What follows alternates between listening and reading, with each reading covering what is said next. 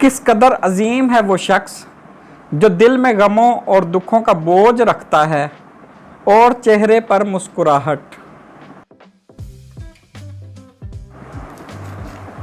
मुस्कुराहट मोहब्बत का अनमोल खजाना है।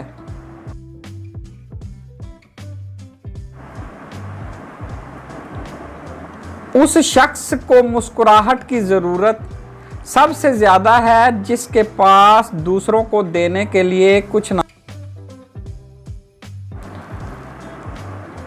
मुस्कुराहट के बगैर कोई अमीर नहीं और जिसके पास एक हल्की सी मुस्कुराहट नहीं उस जैसा कोई गरीब नहीं।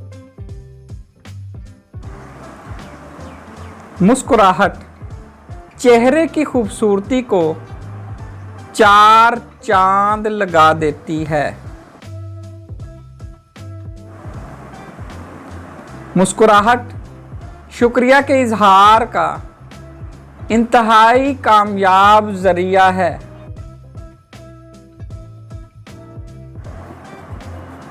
मुस्कुराकर बात करना बाज औकात बड़ी मुश्किल को आसान बना देता है।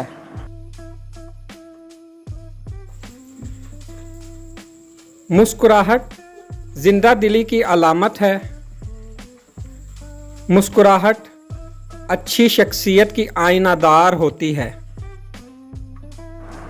मुस्कुराहट एक ऐसा फूल है जिसकी खुशबू हमेशा महक उठती है। मुस्कुराहट मायूसी के तारीक बादलों में उम्मीद की किरण है।